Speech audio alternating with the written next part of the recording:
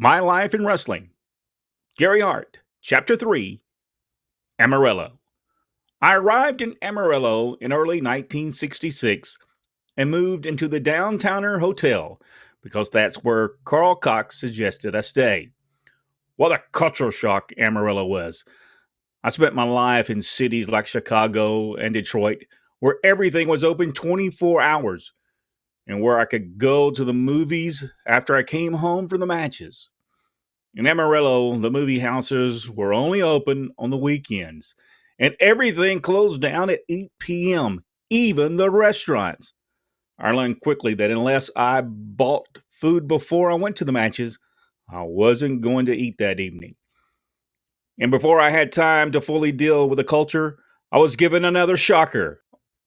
I want you to be gorgeous George type guy, he told me as my jaw dropped. I wanted to think you're a queer. I'm Playboy Gary Hart from Chicago, I'll explain. And I really don't want to present myself as a gay guy. Dory Sr. wouldn't budge, though. He wanted a gay wrestler on his roster, and he told me, well, your name is already gay, Gary Hart, and I'm not changing it, so you better come up with something. Now, it's not that I felt I was too manly to play a gay character or anything like that. It's just I didn't feel it was right to make fun of homosexuals. Actually, the heat getting gay gimmick wasn't a revolutionary concept in wrestling. There had been Gorgeous George, Handsome Johnny Barrett, Magnificent Maurice, and Ricky Starr before me, who all had done the stereotypical skipping and prancing around the ring, enraging the fans. Dory Sr. really wanted a character like that in Amarillo, so I had no choice but to do so. So, as per Dory Sr. wishes, I wore white trunks and boots with red hearts and pastel blue, red, and a pink jacket. I dressed the part, but I didn't want to just swish around the ring and act like a gay guy. Instead, I wanted to come up with a unique twist for my character so I didn't have to rely on the same old gay stereotypes. I asked Dory Sr. if it would be all right if I gave a rose to the ugliest woman in the audience every night on my way to the ring. And Dory Sr. gave his approval. So every night I would come out and find the biggest, fattest, ugliest woman in the arena, and I would present her with a rose and declare, this is the most beautiful woman in the state of Texas. That really made the people mad. It also got my character away from the gay gimmick and just made me more of a creep.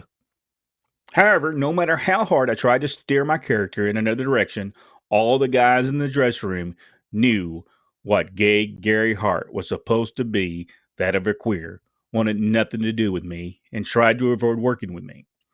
Dory Sr.'s two boys didn't have any choice, though, because they did whatever their father said.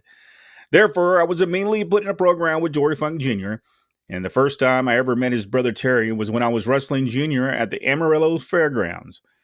I knew that at some point in the match, Terry would jump in and attack me, but I had never met him because the Hills and Baby Faces had dressing rooms on either side of the building. I was pounding on Junior when suddenly there were a roar from the crowd. I looked up, and there was Terry in the process of jumping over the top rope. He missed, caught his foot, and collapsed in the middle of the ring. Junior just looked at me and deadpanned, meet my brother, Terry. Eventually, I started a feud with Terry, and we got into a really hot program. During one of our matches at the Odessa Fairgrounds Coliseum, I busted Terry open pretty bad, and we took the match out of the ring and to the front of the building where the concession stands were. As Terry went out of the front door, I started back to the dressing room. However, the fans had me trapped in the concession stand and weren't about to let me go. Thankfully, Professor Tanaka and Art Nelson came out to save me. Tanaka got about 40 stitches in his head from people hitting him with chairs, and Art got stabbed in his leg and back during the melee.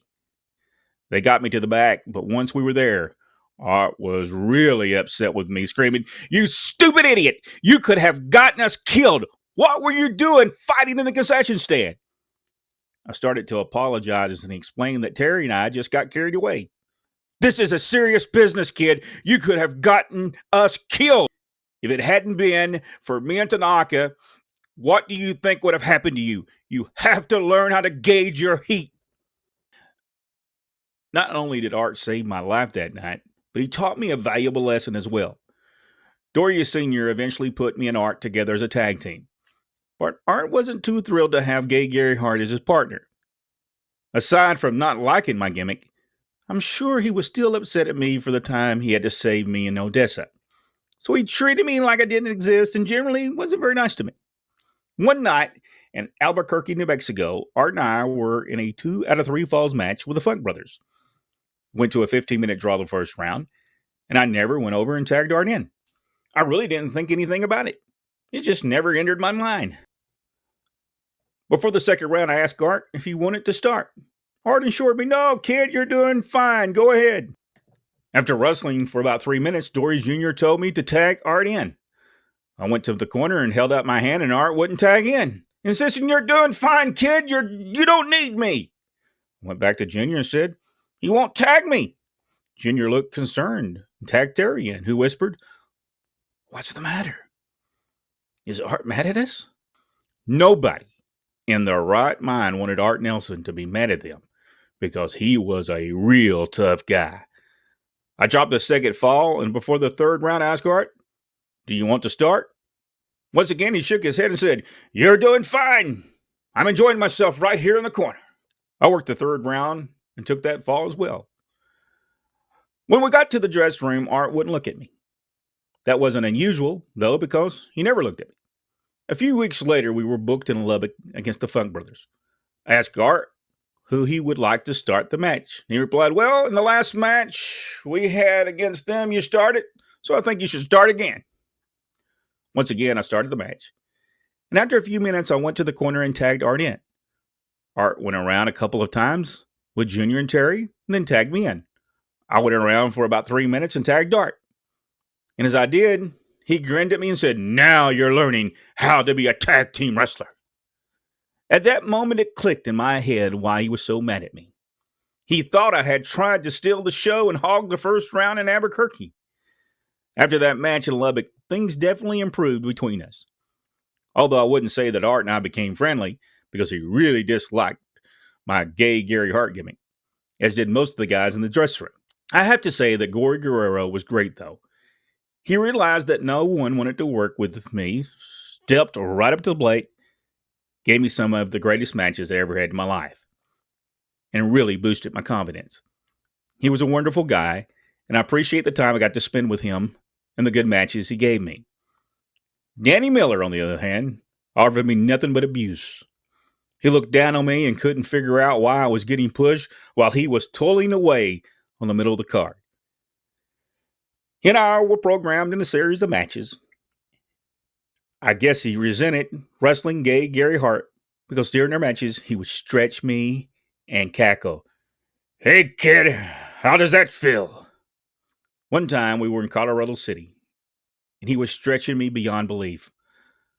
My left hand was free, so I shoved my index finger in his belly button as far as I could, and he screamed like a girl. I wasn't a shooter, but I could bite, kick, and hit. And if there was an orifice, I would go for it. Every time I saw him after that, I would hold my finger and taunt, "How did that feel?" He had nothing to say to me and never bothered me again. The trips in Amarillo were long and horrific, up to 400 miles each way. I mostly traveled with Dick Murdoch. Though he wasn't wrestling at the time, he was just a 19-year-old kid and was known as a second, wherein he would sit at the timekeeper's table and watch our backs. If anybody tried to jump a wrestler or sucker punches, Dick would knock them out. He was our security, and I saw him knock out lots of people. His father, the fabulous Texan, Frankie Hill Murdoch, had been wrestling in the territory for a long time. But by the time I was there, he was quite ill with emphysema and just served as a referee. To entertain ourselves during our travels, Dick taught me how to shoot jackrabbits out of the car. We both had guns, and we traveled down the highway. If we spotted a jackrabbit, we would fire on it. During my time in Amarillo, Dick and I must have killed thousands of jackrabbits. I wouldn't be surprised if there weren't any jackrabbits in West Texas anymore, because it feels like we killed them all. The young guys in the territory were Dory Jr., Terry, Dick, and I. Everyone else was 40 years or older. So the four of us bonded really quickly. Dick and the Funk brothers were very close. It's funny because even though Dick Murdoch never went to West Texas State University with him, he was looked at like the school mascot. And he eventually became like kayfabe, but nobody would admit that Dick didn't go there because he was so loved and respected by everyone. When it comes to the Funks, Terry and I have always been closer than Junior. As much as I love Junior, he can be kind of aloof and is not real easy to become chummy with. So even though I do consider Junior a friend, Terry and I have always been a perfect match. Even though Terry and I were in the program and weren't supposed to travel together, sometimes we had no choice. One time, Terry and I wrestled each other in the opening match in Hedford at 7:30 p.m., and then we had to get ourselves to Plainview so we could wrestle in the main event. It was dark when we left the arena in Hedford, and all the fans were inside the auditorium in Plainview. So we threw caution to the wind and traveled together.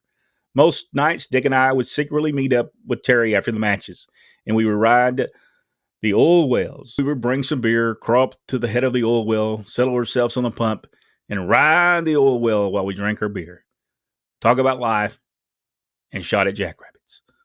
One night, Terry and I drove out to the desert to shoot some jackrabbits. We fell asleep in the car, and we woke up the next day. We realized that there had been a hellacious rainstorm.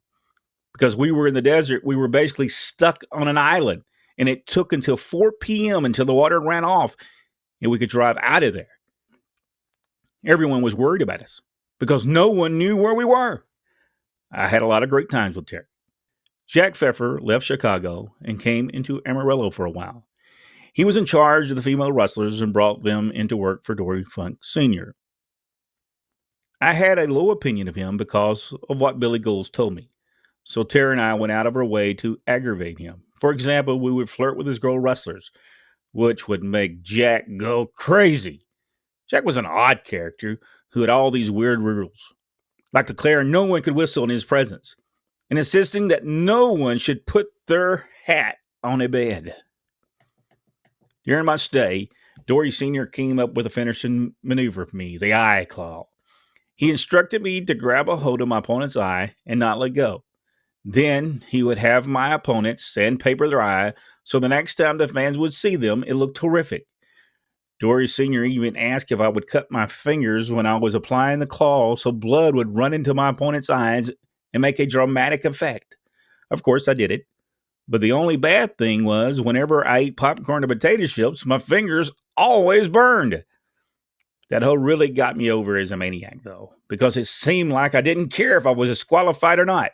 I was just out there to hurt somebody. At the time, Fritz Von Erich was a major figure in wrestling based out of Dallas. He invented the head claw and rocked the wrestling world with it, headlining Buffalo, Cleveland, Toronto, and Detroit, which is where I first met him. Dory Sr. brought him in to wrestle me for a series of claw versus claw matches, and we did good business. Frizz remembered me from the Detroit territory and saw firsthand what I'd done for Jim Myers' career. So he asked if I would ever consider coming into Dallas territory to manage and develop talent. Even though Dory Sr. was giving me a good opportunity to be a wrestler, I knew I would never be a Buddy Rogers or a Johnny Valentine. I was also getting tired of West Texas because there's nothing to do there but shoot jackrabbits. Dallas, on the other hand, was a major city. Sounded like a good deal. And when Fritz assured me that I would come in and work as Playboy Gary Hart, I was sold. When I told Dory Sr. I was going to Dallas, he tried to talk me out of leaving Amarillo by encouraging me to focus on my wrestling career. I explained to him that even though I loved wrestling for him and enjoyed my matches with his sons, I had a burning desire to develop talent, and I really didn't like the gay Gary Hart character. Dory Sr. understood and couldn't have been nicer, assuring me that if things didn't work out in Dallas, I would be welcome back in Amarillo. He then added, "Do me a favor, and every now and then, when you're on Dallas TV, mention my boys." Of course, I promised him I would. knowing it could only help me on interviews to brag about how I beat up the Funk Brothers in Amarillo. I was very appreciative of the opportunity Dory Funk Sr. gave me, even though he wouldn't let me manage and develop guys the way I wanted to. He showed me I was valuable and paid me very well. He was a dynamic guy, and every wrestler who ever worked for him would have cut their heads off for him. And I was no different. We all loved him, yet we were afraid of him because he was so tough. I may have been a street kid who hung out with the gangsters, but he was the real deal. I know because I wrestled him. I was unbelievably fortunate because for the third time in my career, and in just the third territory I had been in, I had found yet another great mentor. Billy Goals, Bert Ruby, and Dory Funk Sr. really deserve a lot of credit for getting me ready to be able to handle myself in the business and for my future success. And as grateful as I was to be working for Dory Funk Sr., I knew it was time to move on. And now I go to Dallas.